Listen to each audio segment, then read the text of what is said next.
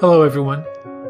This is United States History to 1877, Chapter 6, A New Nation.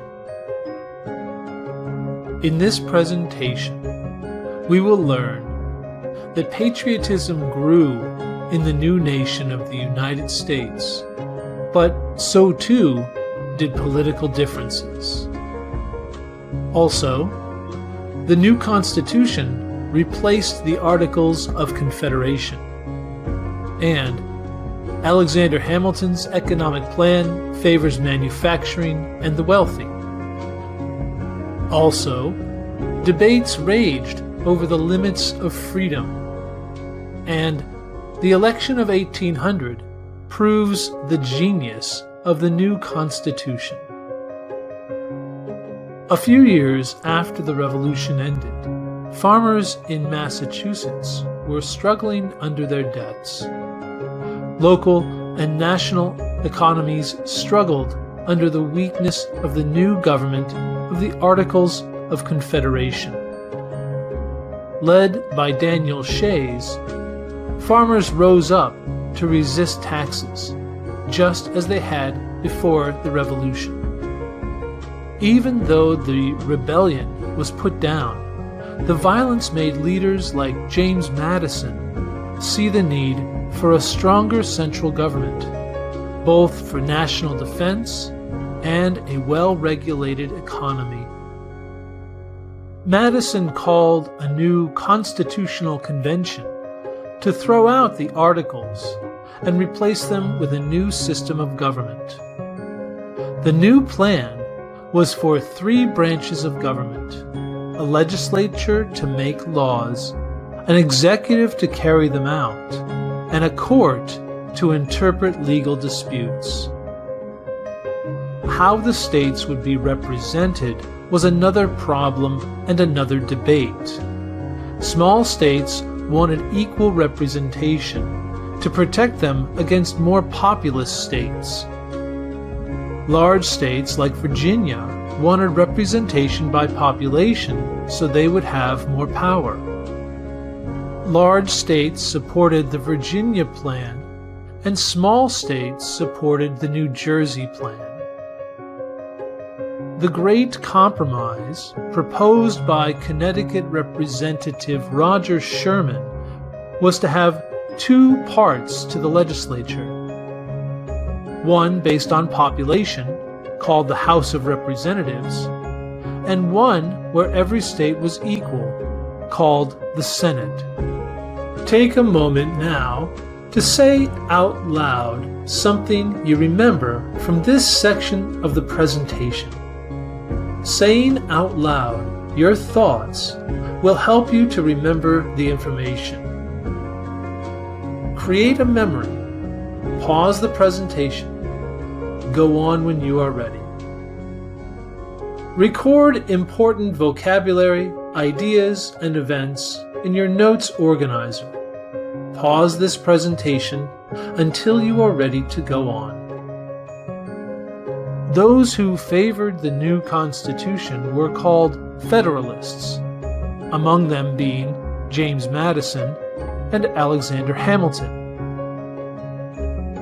Along with John Jay, they wrote the Federalist Papers, a series of anonymous articles published in newspapers across the country to gain support for ratification or approval for the new Constitution.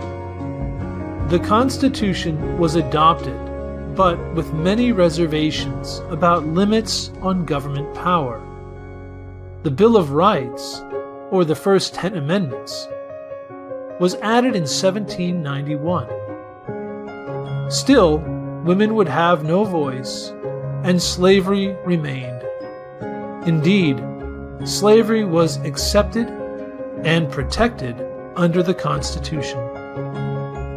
A new financial system was more important to the founding generation. In his presidential administration, George Washington selected a council of advisors he called the Cabinet. Thomas Jefferson was his Secretary of State, and Alexander Hamilton, his Secretary of the Treasury.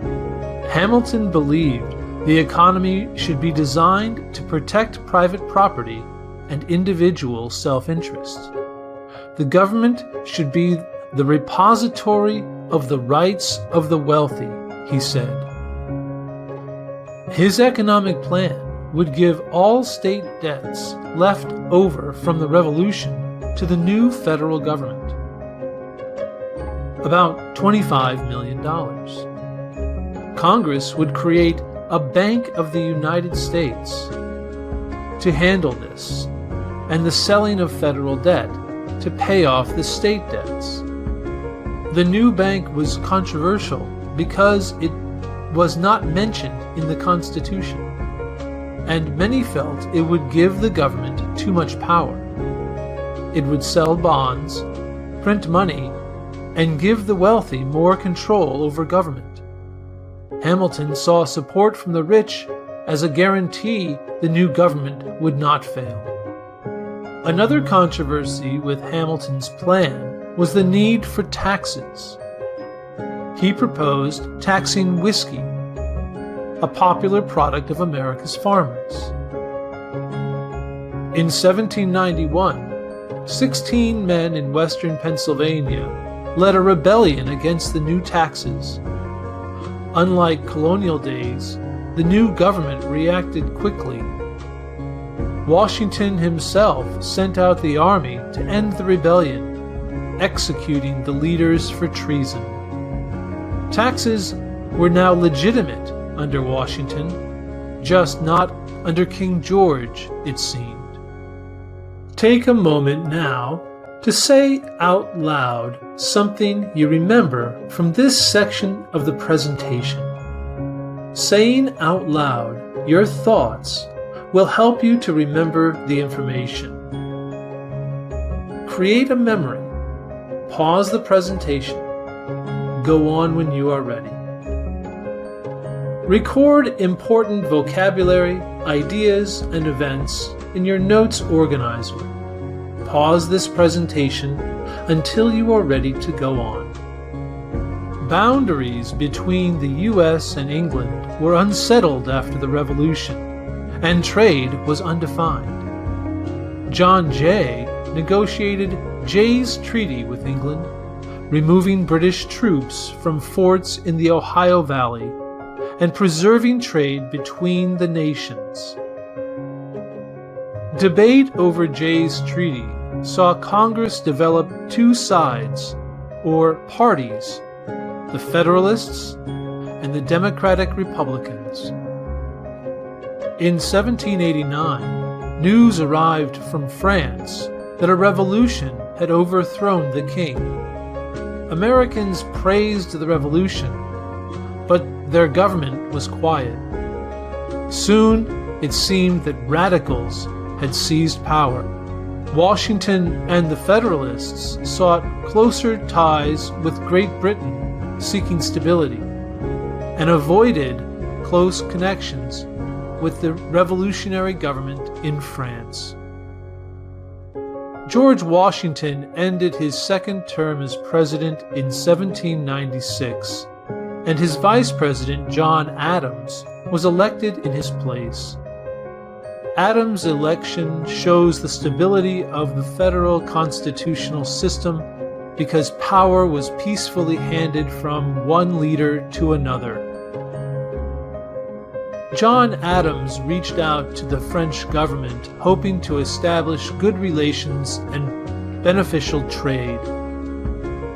But French ministers insulted the American ambassador, demanding bribes before they would meet.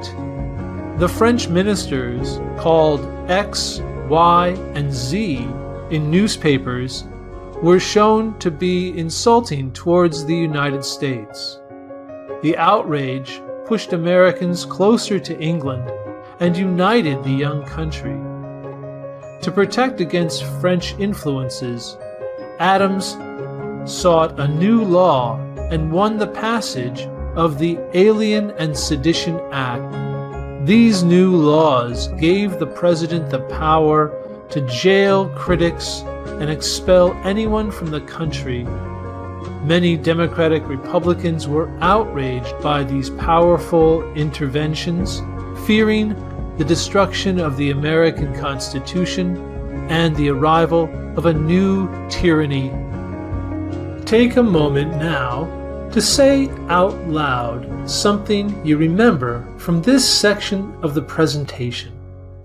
Saying out loud your thoughts will help you to remember the information. Create a memory. Pause the presentation. Go on when you are ready. Record important vocabulary, ideas, and events in your notes organizer. Pause this presentation until you are ready to go on. Thomas Jefferson, a critic of John Adams and a member of the Democratic Republicans, opposed the Alien and Sedition Acts, drafting the Virginia Resolution, which declared those laws to be unconstitutional in the state of Virginia. The growing power of the young government would dominate the election of 1800. John Adams had lost the support of the public and finished a distant third in the election of 1800. The other two candidates tied in the popular vote, with the Democratic-Republican nominee Thomas Jefferson and the Federalist nominee Aaron Burr needing a break in the House of Representatives. The breaking of the tie between these two candidates reveals again the genius and stability of the United States Constitution. Because no violence resulted from this tied election, the system shows that it could work to prevent violence and preserve peace and stability. The House of Representatives broke the tie only after many, many votes, ultimately selecting Thomas Jefferson to be the third President of the United States. As John Adams was leaving power, he put many Federalist supporters into jobs as judges. Thomas Jefferson objected and refused to honor these late appointments. The Supreme Court, led by Chief Justice John Marshall, decided the case in Marbury versus Madison. In the decision, the court created a new power for itself that was not described in the Constitution, but has become the most important power of the Supreme Court. It is the power for the court to declare a law or act of government to be unconstitutional and therefore canceled. This is known as judicial review. Record important vocabulary, ideas, and events in your notes organizer. Pause this presentation until you are ready to go on. In this presentation, we learned that patriotism grew in the new republic, but so too did political differences. Also, a new constitution replaced the Articles of Confederation. Alexander Hamilton's economic plan favored manufacturing and the wealthy. Debates raged over the limits of freedom and the limits of government power, and the election of 1800 proves the genius and the stability of the new Constitution. This has been United States History to 1877, Chapter 6, A New Nation, created with work from the American YOP, a open-source U.S. history textbook produced by Stanford University, edited by Joseph Locke and Ben Wright, and presented by myself, Tyler Rust.